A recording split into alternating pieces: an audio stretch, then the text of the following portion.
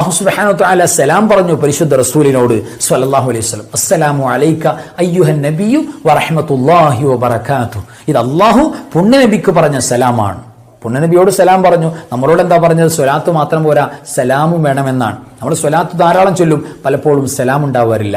നബി സല്ലല്ലാഹു അലൈഹി വസല്ലം തങ്ങൾക്ക് സ്വലാത്തും സലാമും നമ്മൾ ചൊല്ലണം. ഇവിടെ അല്ലാഹു സുബ്ഹാനഹു വ തആല ചൊല്ലിയ സലാമാണ് ഇത്, അസ്സലാമു അലൈക അയ്യുഹൻ നബിയ്യു വറഹ്മത്തുള്ളാഹി വബറകാതുഹു.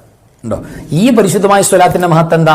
ഇത് ഡെയിലി മുടങ്ങാതെ പാരായണം ചെയ്താൽ ചുരുങ്ങിയത് ഒരു 100 വട്ടം എല്ലാ ദിവസവും പെട്ടെന്ന് തീരുമല്ലോ. അസ്സലാമു അലൈക അയ്യുഹൻ നബിയ്യു വറഹ്മത്തുള്ളാഹി വബറകാതുഹു. അതിങ്ങനെ പതിവാക്കുന്നവരെ സംബന്ധിച്ചിടത്തോളം പുണ്യനബി സല്ലല്ലാഹു അലൈഹി വസല്ലം തങ്ങൾ അവർ സക്കറാത്തിന്റെ വരി വലിക്കുമ്പോൾ, അവസാന മരണത്തെ മുന്നിൽ കണ്ടുകൊണ്ട് നിൽക്കുമ്പോൾ നബി സല്ലല്ലാഹു അലൈഹി വസല്ലം തങ്ങൾ വന്നിട്ട് കലിമ ചൊല്ലിക്കൊടുക്കുന്ന അപൂർവമായ ഏറ്റവും പ്രഗത്ഭമായ ഒരു നിഅമത്ത് അല്ലാഹു കൊടുക്കുമത്രേ.